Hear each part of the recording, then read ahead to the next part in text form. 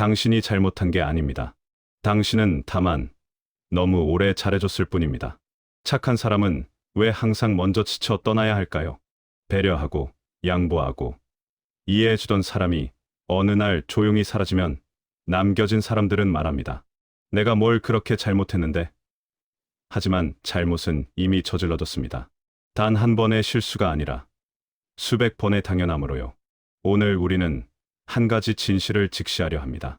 사람들은 착한 마음을 내는 사람에게 익숙해지면 고마움 대신 당연함을 느낀다는 것. 배려는 의무가 되고 호의는 습관처럼 소비된다는 것. 그러다 그 사람이 지쳐 떠나면 그제야 뒤늦게 깨닫지만 이미 늦었다는 것. 후회는 항상 그렇게 상실의 통증으로만 찾아옵니다. 이것은 위로의 이야기가 아닙니다. 현실을 정확히 들여다보는 사유의 시간입니다. 어떤 딸이 있었습니다. 결혼하고 아이를 낳은 뒤에도 일주일에 두세 번씩 친정에 들렀습니다. 어머니의 냉장고를 채우고 아버지의 병원 예약을 챙기고 집안일을 거들었습니다. 처음엔 부모님이 괜찮아, 내일도 바쁠 텐데 했지만 시간이 지나자 말투가 바뀌었습니다. 이번 주는 왜 안 왔어? 다음엔 좀 일찍 와. 고마움은 어느새 기대가 되었고 기대는 요구가 되었습니다. 그 딸이 어느 날 말했습니다. 엄마, 나도 좀 쉬고 싶어요. 회사 일도 힘들고 우리 애들도 챙겨야 하는데. 어머니는 서운해했습니다. 내가 안 오면 우리는 누가 챙기냐? 그 순간 딸은 깨달았습니다. 자신은 딸이 아니라 서비스 제공자가 되어 있었다는 것을요. 이것은 사랑의 관계가 아니었습니다. 공급과 수요의 관계였습니다. 그 딸은 서서히 발걸음을 줄였고 어느 순간 거의 찾아가지 않게 되었습니다. 부모는 억울해했습니다. 우리가 뭘 잘못했길래. 하지만 잘못은 명확했습니다. 호의를 권리로 착각한 것. 그것이 전부였습니다. 직장에는 항상 그런 사람이 있습니다. 누군가 빠지면 자연스럽게 그 빈자리를 메우는 사람. 괜찮아요. 제가 할게요라고 먼저 나서는 사람. 처음엔 동료들이 고마워합니다. 정말 고마워. 내가 없으면 어쩔 뻔했어. 하지만 시간이 지나면 그 말도 사라집니다. 이제는 당연히 그 사람이 할 거라고 생각하니까요. 어느 날 그 사람이 오늘은 제 일도 밀려서요 라고 거절하면 분위기가 싸늘해집니다. 원래 잘해주더니 왜 갑자기 그래? 갑자기가 아닙니다. 수십 번, 수백 번 해주다가 단 한 번 못한 것뿐입니다. 하지만 사람들은 그 한 번을 기억합니다. 수백 번의 호의가 아니라 단 한 번의 거절을요. 그 사람은 결국 회사를 떠납니다. 번아웃이 찾아왔거나 아니면 그저 지쳤거나. 동료들은 아쉬워합니다. 그 사람 참 일 잘했는데. 하지만 아무도 묻지 않습니다. 왜 떠났는지, 우리가 무엇을 놓쳤는지. 오랜 친구 사이가 있습니다. 한쪽은 늘 먼저 연락합니다. 안부를 묻고 생일을 챙기고 힘들 때 곁을 지킵니다. 다른 한쪽은 받습니다. 받는 것이 편해서, 아니 익숙해서 더 이상 고마워할 생각도 하지 않게 됩니다. 그러다 먼저 연락하던 사람이 멈춥니다. 더 이상 전화하지 않고 먼저 약속을 잡지 않습니다. 상대는 처음엔 눈치채지 못합니다. 그러다 시간이 한참 지나서야 생각합니다. 그 친구, 요즘 왜 연락이 없지? 하지만 자신이 먼저 연락할 생각은 하지 않습니다. 익숙함이란 그런 것입니다. 관계의 무게를 한쪽이 전부 짊어지고 있다는 사실조차 인식하지 못하게 만듭니다. 결국 그 관계는 자연스럽게 멀어집니다. 싸운 것도 아니고 특별한 사건이 있었던 것도 아닙니다. 그저 한쪽이 더 이상 혼자 끌고 가지 않기로 결정했을 뿐입니다. 나중에 우연히 마주친 자리에서 상대가 말합니다. 우리 왜 이렇게 됐지? 예전엔 친했잖아.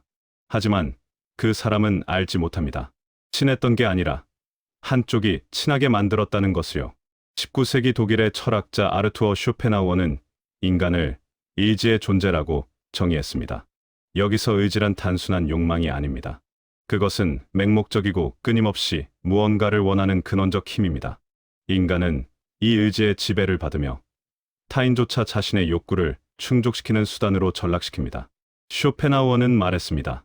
인간은 본질적으로 이기적이다. 자신의 안녕을 위해서라면 세계 전체를 희생시킬 수 있다. 가혹한 말처럼 들리지만 우리가 관계 속에서 겪는 많은 상처들이 바로 이 본성에서 비롯됩니다. 당신이 누군가에게 친절을 베풀 때 상대는 처음엔 감사합니다. 하지만 그 친절이 반복되면 인간의 의지는 그것을 자원으로 인식하기 시작합니다. 마치 공기나 물처럼 당연히 있어야 할 무언가로요. 고마움은 사라지고 기대만 남습니다. 이것은 악의가 아닙니다. 인간 본성의 작동 방식입니다. 슈로펜하우어는 또 이렇게 말했습니다. 사람들은 가진 것의 가치를 알지 못한다. 잃고 나서야 비로소 그 소중함을 깨닫는다. 이것이 왜 후회는 항상 늦게 오는지에 대한 답입니다. 인간의 의식은 결핍을 통해서만 가치를 인식하도록 설계되어 있습니다. 충족된 상태에서는 감각이 무뎌집니다. 교회나 절, 동호회 같은 공동체에도 그런 사람이 있습니다. 힘든 일을 마다하지 않고 뒷정리를 도맡아 하고 누가 아프면 제일 먼저 달려가는 사람. 처음엔 사람들이 칭찬합니다. 정말 믿음이 좋아. 참 착해. 하지만 곧 그것은 그 사람의 역할이 됩니다. 어느 날 그 사람이 개인 사정으로 참석하지 못하면 사람들은 불편해합니다. 오늘 누가 설거지해? 저 사람이 없으니까 뭔가 어수선하네? 고마움이 아니라 불편함입니다. 그 사람의 부재가 만드는 공백을 느끼지만 그 사람 자체를 그리워하는 건 아닙니다. 결국 그 사람은 공동체를 떠납니다. 지쳤거나 섭섭함이 쌓였거나 혹은 자신이 사람이 아니라 기능으로 취급받고 있다는 걸 깨달았거나 떠난 뒤 한동안 사람들은 불편해하다가 금방 다른 누군가를 찾습니다. 또 다른 착한 사람을요. 쇼펜하우어는 인간관계에서 거리의 중요성을 강조했습니다. 그의 유명한 고슴도치 우화를 아십니까? 추운 겨울, 고슴도치들이 체온을 나누려 가까이 다가갑니다. 하지만 너무 가까우면 서로의 가시에 찔립니다.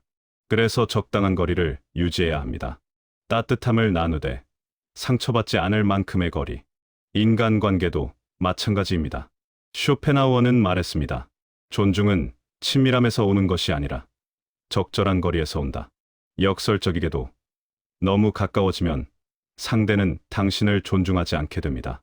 편해지는 순간 배려는 사라집니다. 당신이 항상 곁에 있고 항상 도와주고 항상 이해해주면 상대는 당신을 공기처럼 여깁니다. 없어서는 안 되지만 있을 때는 의식하지 못하는 존재. 이것이 착한 사람의 비극입니다.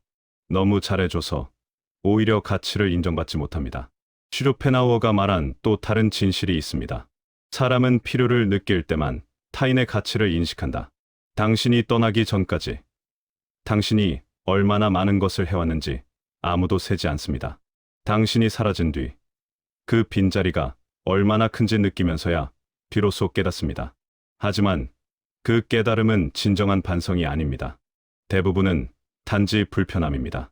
자신의 삶이 불편해졌다는 자각일 뿐, 당신이라는 사람을 잃었다는 슬픔이 아닙니다. 어떤 남편이 있었습니다. 아내는 30년 동안 그의 뒷바라지를 했습니다. 밥을 차리고, 옷을 챙기고, 아이들을 키우고, 시댁을 모셨습니다.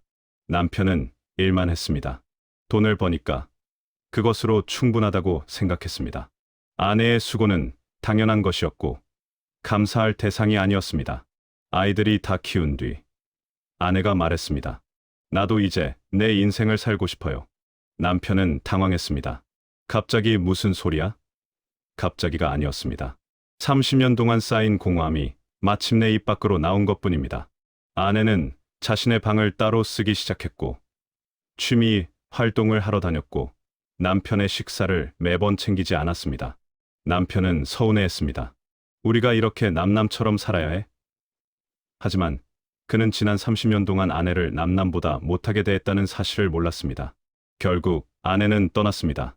이혼까지는 아니더라도 정서적으로 완전히 분리되었습니다. 남편은 그제야 후회했습니다. 그때 좀 더 잘해줄 걸.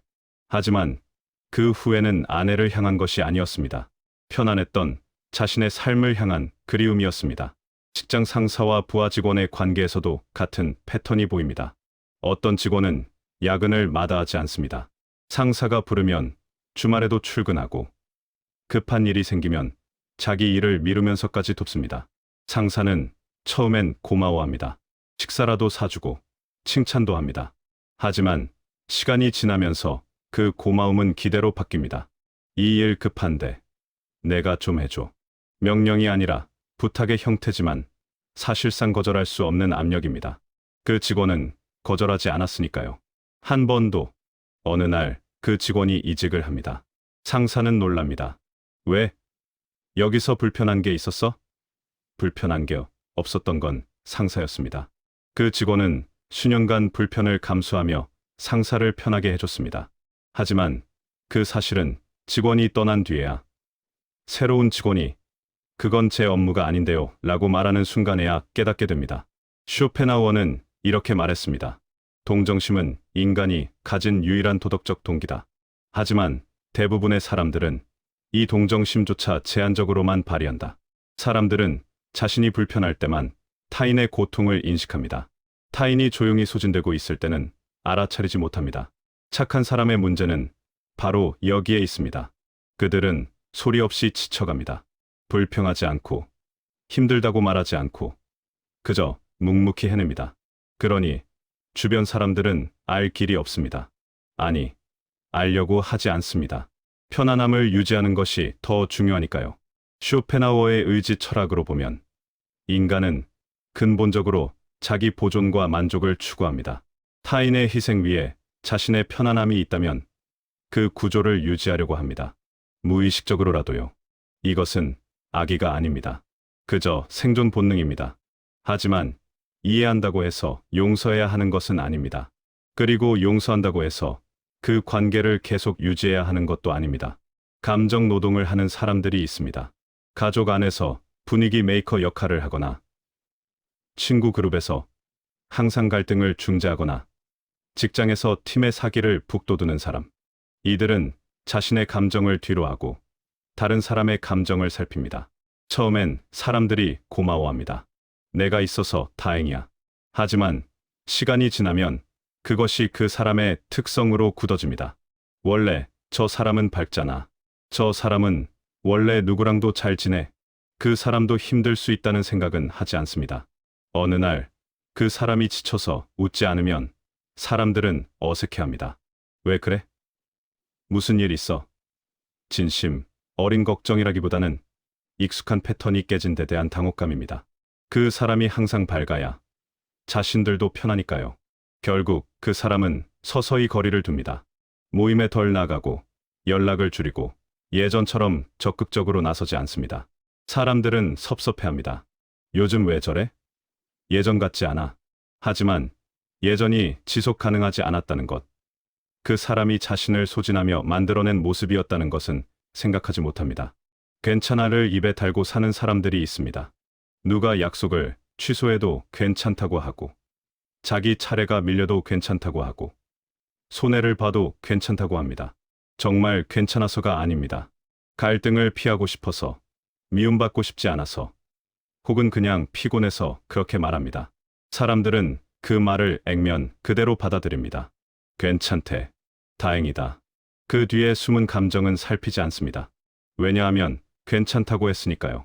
그 사람이 괜찮다고 하면 자신은 편해지니까요. 하지만 괜찮아는 무한정 지속될 수 없습니다. 언젠가 한계가 옵니다. 그 사람이 더 이상 괜찮다고 하지 않을 때, 혹은 아예 대답하지 않을 때가 옵니다. 그때 사람들은 놀랍니다. 왜 갑자기? 갑자기가 아닙니다. 수백 번의 괜찮아 뒤에 온 침묵입니다. 쇼펜하우어는 인간의 인식에 대해 이렇게 말했습니다. 우리는 고통을 통해서만 존재를 의식한다. 만족된 욕구는 의식되지 않는다. 이것이 핵심입니다. 사람들은 충족된 것은 인식하지 못합니다. 당신이 늘 곁에 있고, 늘 도와주고, 늘 이해해주면 그것은 의식의 영역 밖으로 밀려납니다. 하지만 당신이 사라지면 그때 비로소 의식됩니다. 고통을 통해서요. 아, 이게 없으니까 불편하네. 이것이 사람들이 당신의 부재를 인식하는 방식입니다. 당신 자체가 아니라 당신의 부재가 만드는 불편함을요. 그래서 쇼펜하우어는 말합니다.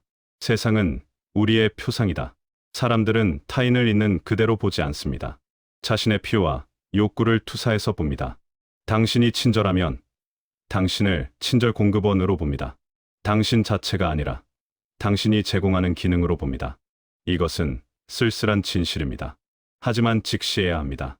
그래야 당신은 자유로워질 수 있습니다. 노년의 부모와 자식 관계에서도 이 패턴은 반복됩니다. 자식 중 한 명은 유난히 효자, 효녀입니다.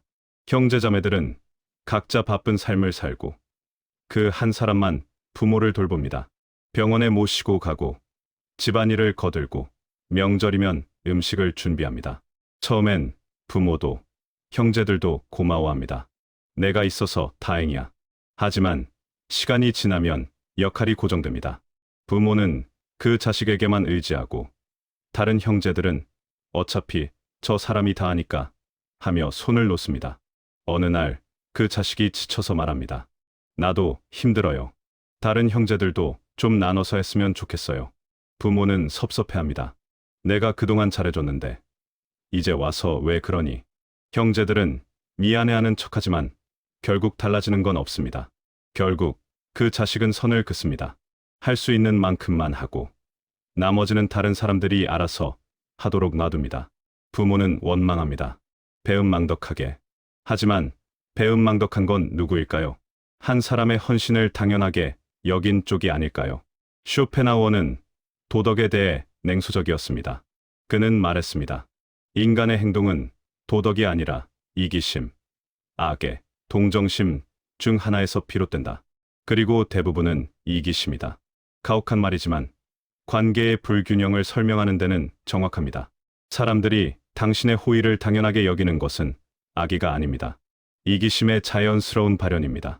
자신이 편한 상태를 유지하고 싶은 본능적 욕구입니다. 이것을 이해한다고 해서 용납해야 하는 것은 아닙니다.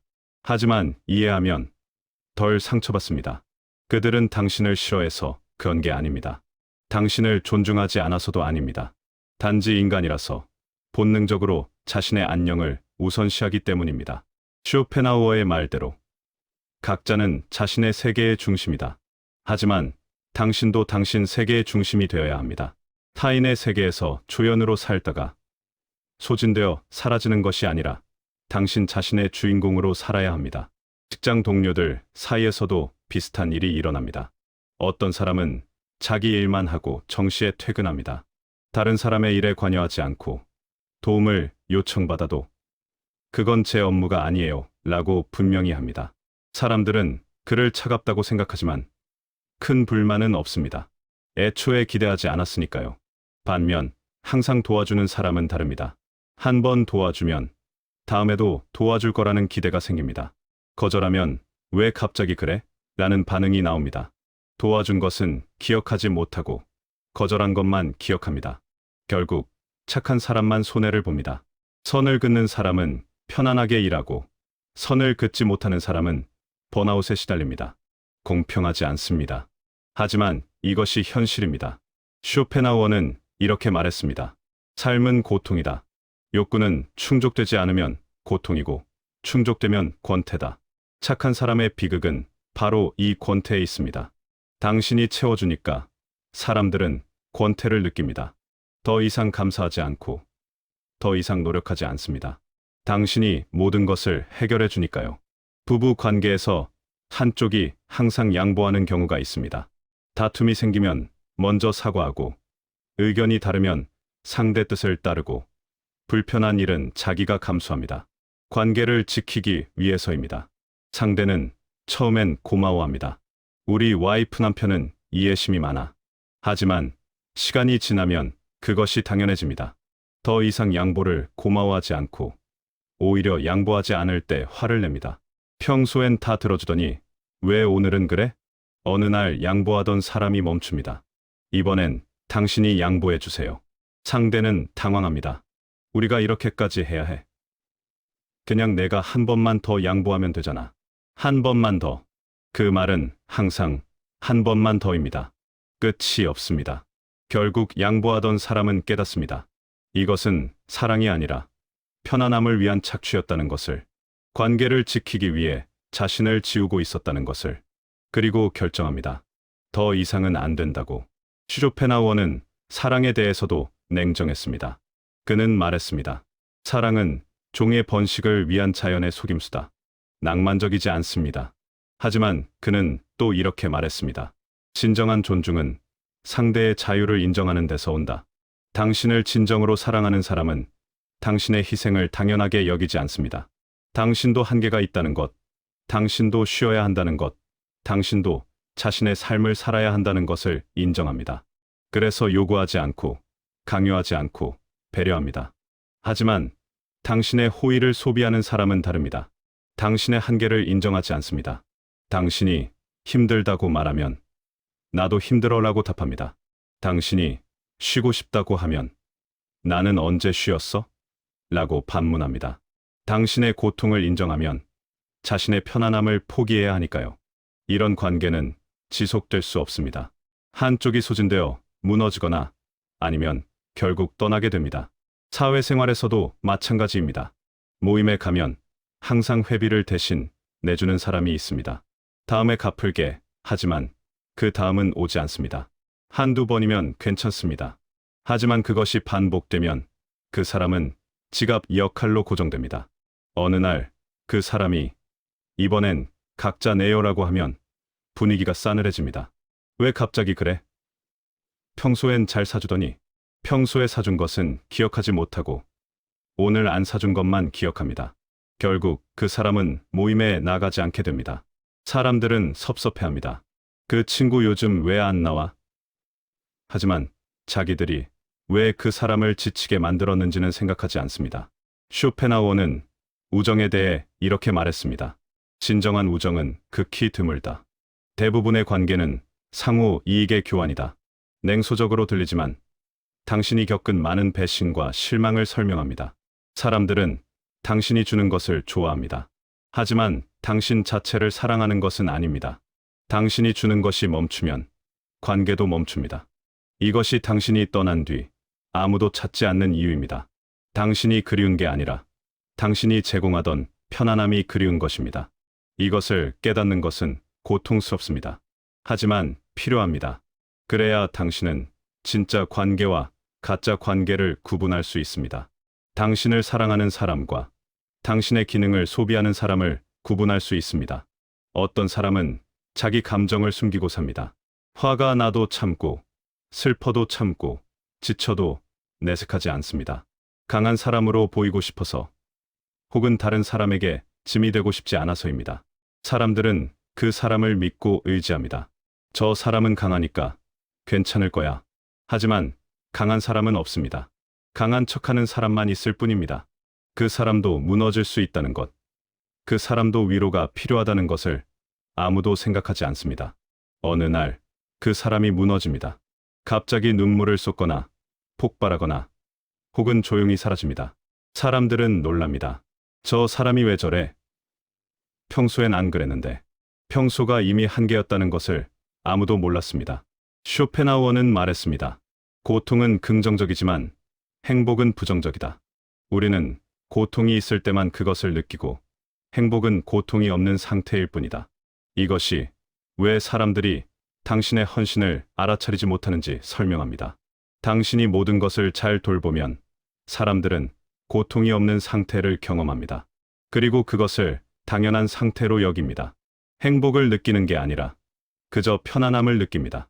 당신 덕분이라는 것을 의식하지 못한 채. 하지만 당신이 떠나면 고통이 시작됩니다.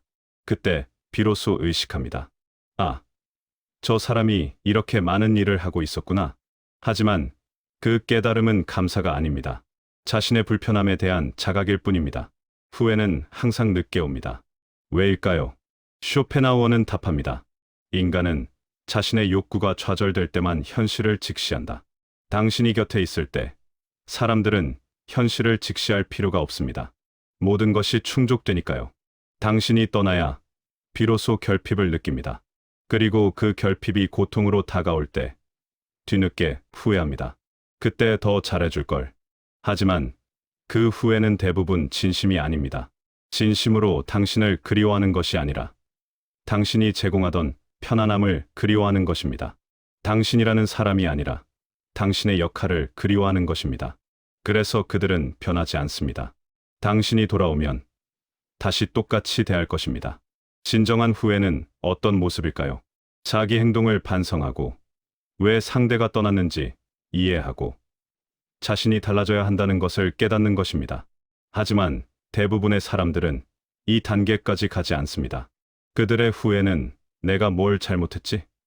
에서 멈춥니다. 진짜 잘못을 들여다보지 않습니다. 왜냐하면 그것을 인정하면 자기 자신을 부정해야 하니까요. 자신이 이기적이었고 무심했고 착취했다는 것을 인정해야 하니까요.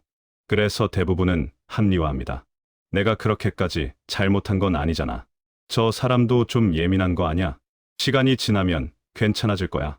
하지만 시간이 지나도 괜찮아지지 않습니다. 당신은 돌아오지 않습니다. 쇼펜하우어는 인간의 본성에 대해 비관적이었습니다. 하지만 그는 또한 말했습니다. 진리를 아는 것만으로도 위안이 된다. 이 모든 잔인한 진실을 아는 것이 왜 위안이 될까요? 왜냐하면 당신은 이제 알기 때문입니다. 당신이 잘못해서 그런 게 아니라는 것을, 당신이 부족해서 그런 게 아니라는 것을, 인간의 본성이 원래 그렇다는 것을, 당신은 충분히 잘했습니다. 너무 잘해서 문제였을 뿐입니다. 사람들이 당신을 당연하게 여긴 것은 당신이 너무 일관되게 좋은 사람이었기 때문입니다. 이것은 당신의 잘못이 아닙니다. 그렇다면 어떻게 해야 할까요? 쇼펜하우어는 답합니다. 현명한 사람은 고슴도치처럼 적절한 거리를 유지한다. 더 이상 모든 것을 다 주지 마십시오. 선택적으로 주십시오. 진정으로 감사할 줄 아는 사람에게만 주십시오. 당신의 호의를 당연하게 여기는 사람에게는 더 이상 주지 마십시오. 거절하는 것은 이기적인 게 아닙니다. 자기 보호입니다. 안 돼요. 힘들어요. 이번엔 못 도와드릴 것 같아요 라고 말하는 것은 배신이 아닙니다. 정직입니다. 당신이 떠나는 것은 패배가 아닙니다. 존엄의 회복입니다. 더 이상 대접받지 못하는 관계를 끝내는 것은 자기 자신에 대한 존중입니다. 어떤 사람들은 말할 것입니다. 그래도 가족인데, 그래도 오래 알던 사이인데, 그래도 한 번 더 기회를 줘야 하지 않나. 하지만 묻고 싶습니다. 몇 번의 기회를 더 줘야 할까요? 수십 번, 수백 번도 부족한가요? 기회는 이미 충분히 줬습니다. 변할 사람은 진작 변했을 것입니다. 변하지 않은 사람은 변할 생각이 없는 사람입니다. 당신이 떠나지 않으면 그들은 절대 변하지 않습니다. 변할 이유가 없으니까요. 쇼펜하우어는 말했습니다. 후회는 고통을 통해서만 온다. 사람들은 잃어야 배웁니다. 당신이 곁에 있는 한 그들은 배우지 못합니다. 떠나는 것은 복수가 아닙니다. 분노도 아닙니다. 그저 자기 자신을 지키는 행위입니다. 더 이상 소진되지 않기 위한 선택입니다. 떠난 뒤 당신은 가벼워질 것입니다. 처음엔 죄책감이 들 수도 있습니다. 내가 너무 냉정한 건 아닐까? 한 번 더 참을 걸이라는 생각이 들 수도 있습니다. 하지만 시간이 지나면 깨달을 것입니다. 그것이 옳은 선택이었다는 것을. 당신이 떠난 자리에서 사람들은 비로소 당신의 가치를 깨달을 것입니다. 아니면 깨닫지 못할 수도 있습니다. 어느 쪽이든 이제 당신에게는 중요하지 않습니다. 당신은 이미 자유로우니까요. 쇼펜하우어의 마지막 가르침을 기억하십시오. 우리는 타인의 인정을 구해서는 안 된다. 자기 자신의 인정으로 충분하다. 당신이 당신을 존중하면 타인의 무시는 견딜 수 있습니다. 당신이 당신의 가치를 알면 타인의 평가는 중요하지 않습니다. 당신이 당신에게 잘해주면 타인이 못해줘도 괜찮습니다. 지금까지 당신은 타인에게 너무 많이 주었습니다. 이제는 당신 자신에게 주십시오. 시간을, 에너지를, 사랑을. 당신은 그럴 자격이 있습니다. 당신이 떠난 자리는 당신이 얼마나 귀한 사람이었는지를 증명합니다. 그 빈자리를 보며 후회하는 사람들도 있을 것이고 무심하게 지나치는 사람들도 있을 것입니다. 어느 쪽이든 당신에게는 더 이상 짐이 아닙니다. 당신은 이미 충분히 했습니다. 이제는 쉬어도 됩니다. 이제는 거절해도 됩니다. 이제는 당신 자신을 우선해도 됩니다. 다음에는 더 늦기 전에 당신 자신에게 잘해 주십시오. 타인에게 베풀었던 그 친절을, 타인에게 보였던 그 인내를, 타인에게 주었던 그 이해를 이제는 당신 자신에게 주십시오. 당신은 그럴 가치가 있는 사람입니다. 떠나는 것은 끝이 아닙니다. 새로운 시작입니다. 당신이 주인공인 삶의 시작입니다. 그리고 기억하십시오. 당신을 진정으로 사랑하는 사람은 당신이 떠나지 않도록 붙잡을 것입니다. 당신의 호의를 소비하던 사람은 당신을 놓아줄 것입니다. 그것으로 충분합니다. 그것으로 모든 것이 명확해집니다. 이제 당신은 자유롭습니다. 당신만의 길을 가십시오. 오늘 영상이 당신의 마음을 조금이나마 얼루만졌길 바랍니다. 혹시라도 내 얘기 같다 느껴지셨다면 이젠 더는 아프지 말고 당신의 다정함을 당신에게 먼저 써주세요. 구독과 좋아요, 알림 설정으로 함께 해주세요.